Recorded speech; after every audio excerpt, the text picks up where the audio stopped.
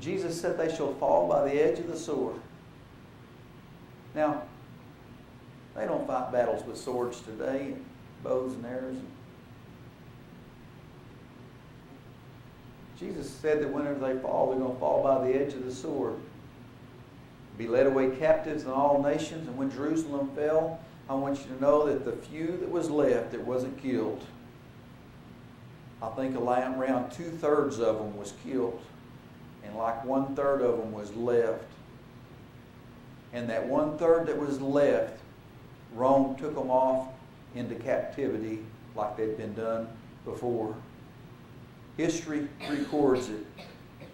Now there may be some says, well, I don't need history books. I don't need any other kind of books. But I want you to know that whenever you begin to read history and understand that the two fit together, it's very beneficial to understand history. And Jerusalem shall be trodden down of the Gentiles until the times of the Gentiles be fulfilled. When we go back and look at that word fulfilled, we find that Jesus come to fulfill the law.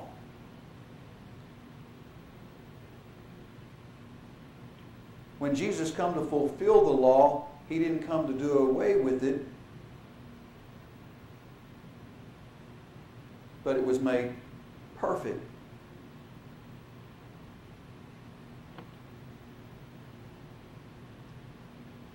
This word fulfilled doesn't mean that something is over. The law is still in existence even today because it's by the law that we know that we're sinners. The law says, thou shalt not steal. How else would we know that we were sinners if the law didn't say, thou shalt not steal? The law says, thou shalt not kill. How else would we know that thou shalt not kill? Except that the law says, thou shalt not kill. But Jesus Christ come to fulfill the law or to make it perfect. We're brought into perfection through Jesus Christ. The times of the Gentiles is brought into perfection. Not over with, but brought into perfection. Complete. The law was not complete without Jesus Christ. And what Jesus is saying, that the times of the Gentiles will be made complete. Perfect. And then He goes on to say that there shall be signs in the sun and in the moon and in the stars, and upon the earth distress of nations. We go back and begin to read about Joseph when he had a dream. He said, the stars come in and bowed down to me, the moon. And whenever he went and told his brothers about his dream, about the stars bowing down and the moon and bowing down to him, his brothers immediately understood that he talked of them, of the Israel of God. They were the stars and the moon. And the Israel of God was a reflection of the sun or of the light of God. They were simply a reflection of the light of God. And so when Jesus begins to say, there shall be signs in the sun and the moon and the stars, He's simply talking again the same language that Joseph talked to when he told his brothers about his dream about the stars and the sun and the moon.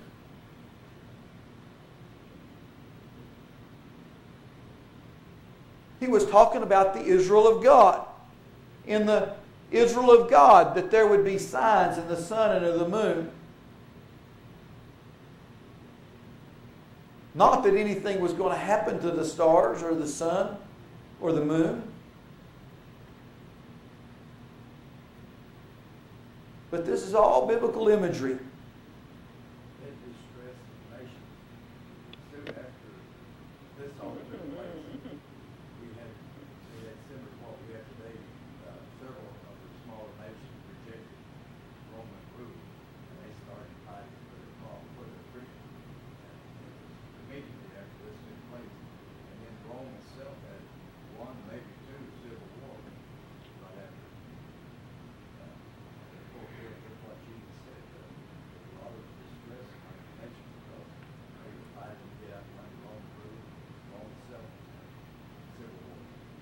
In the book of Acts, there's a recording of a group that went out to fight for their freedom. because one of the disciples is referred to and wonder if they're a part of this uprising. And we studied on that in the book of Acts, and I can't tell you exactly where it's right at the moment, but I just now thought about it. But it's almost an indirect reference, but when you see what is really being said, you understand that there was an uprising out of Jerusalem as those went out to fight for their freedoms.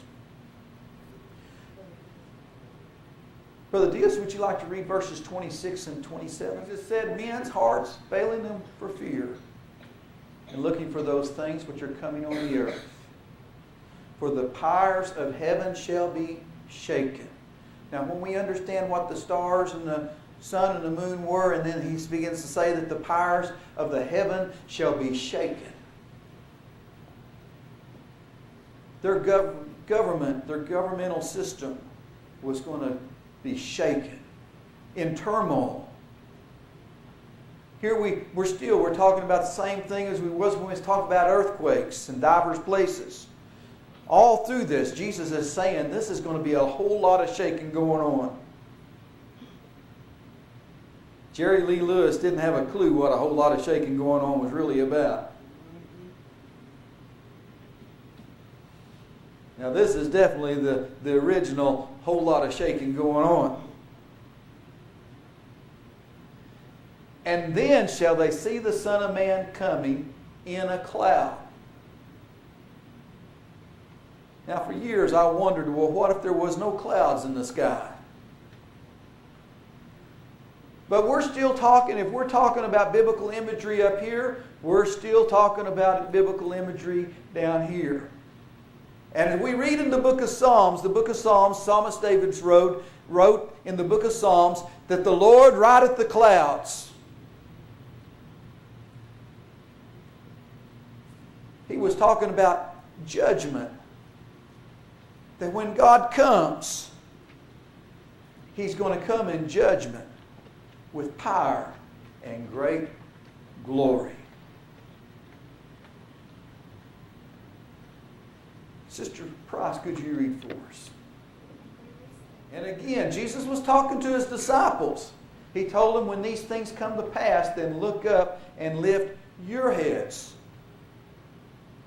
for your redemption draweth nigh. When you begin to see all these things that I've told you fixed to happen. They walked out and showed Jesus the beautiful temple, and Jesus' response was not how magnificent it was, how much money had been spent on it, but simply that it's going to be destroyed and not one stone left upon another. And when Jesus told them, He said, when you see all these things begin to come to pass, know that your redemption draweth nigh. Brother Price, now I don't know how many times that I've heard this preached that Jerusalem become a nation in 1948. And whenever Jerusalem becomes a nation, that's whenever the fig tree begins to shoot forth and to know that summer is nigh.